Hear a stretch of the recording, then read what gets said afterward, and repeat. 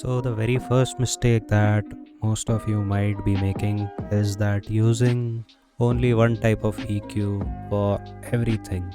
Like you just stick to one type of equalizer plugin to do all your EQ works. And that might be the stock EQ plugin that comes with your DAW.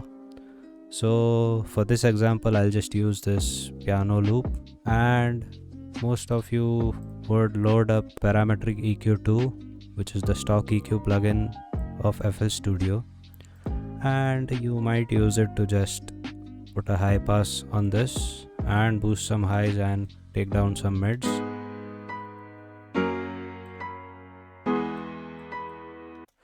So that's totally fine, but what if you had a different purpose in your mind? What if you wanted to add some harmonics to this loop, to this sound? What if you wanted some analog tone to it? Then using the parametric EQ, you cannot achieve that goal. So what you can do is you can use some other plugin, maybe an analog EQ, and now you can start boosting.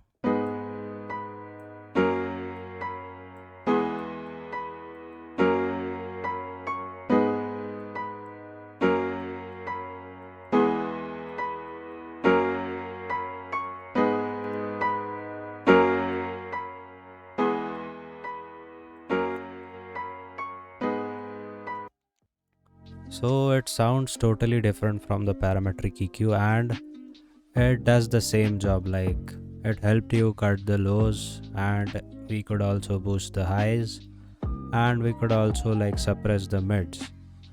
So it sounds much better than the parametric EQ.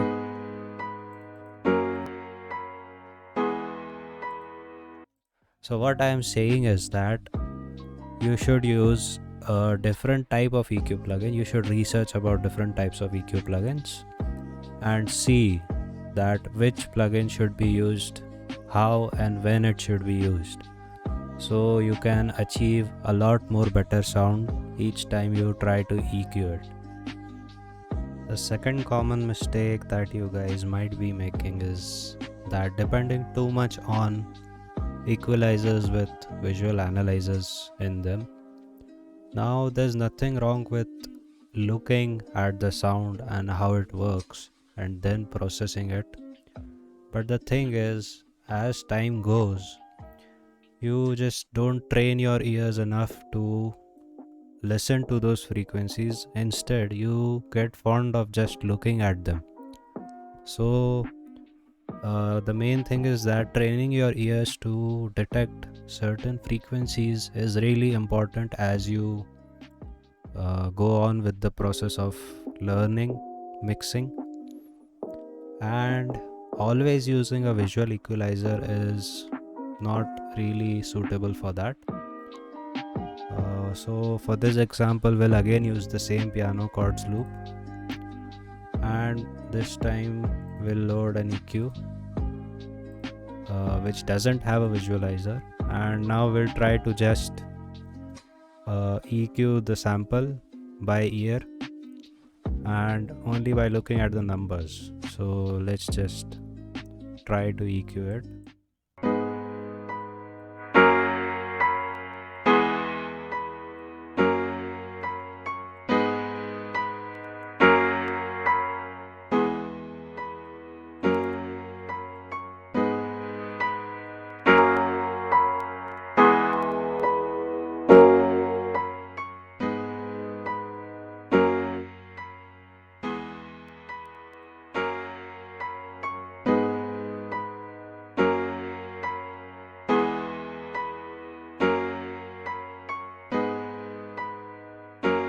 So we pretty much achieved the same type of sound just by adjusting these knobs and not looking at all at any sort of spectrum analyzer. So that's how you can just, it's a really good way to train your ears to detect certain frequencies and know how to process your sound without looking at it. The next mistake might just be like really bad for your mixes, and it is that you don't volume match your EQs after performing them on any instruments, which is sometimes you might boost some points within a sound. So boosting is increasing their value of their volume in decibels, so it will in turn increase the volume of the entire sound. So that might not be just good for your entire mix. Let us just say that I wanted to boost the highs in this. I wanted a peak here. I just cut the lows and I think I am done with this sound. But before the EQ, our sound was peaking around here, like between 12 and 9 decibels. And after the EQ, it's almost clipping at some points. So what I mean by volume matching it is that you should just take it down.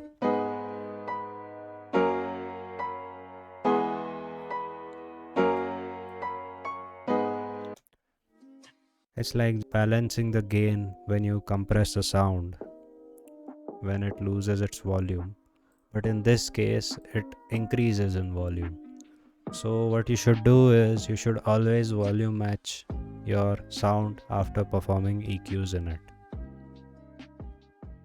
The next mistake is pretty common for beginners, and you also might have heard many people telling you about this, that you shouldn't do it, and it is that you shouldn't EQ your sounds only in solo.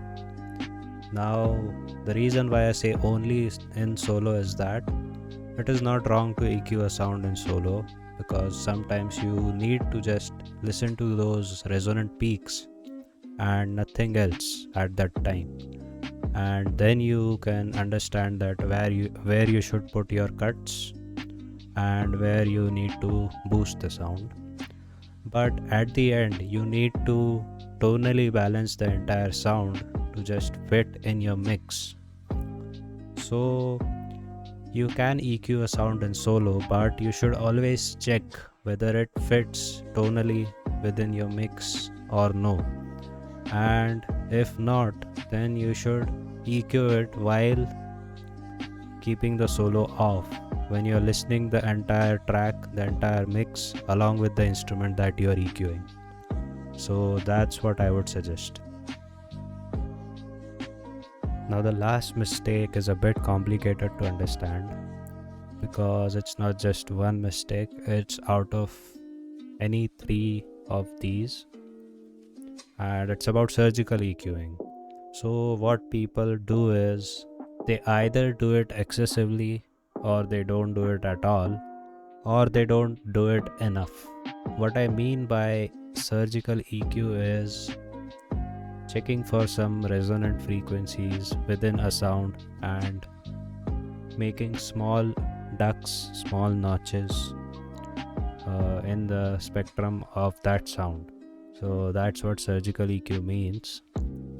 Now, many times what people think is that they cannot detect the sound, the resonant frequencies, so they don't bother doing surgical EQ.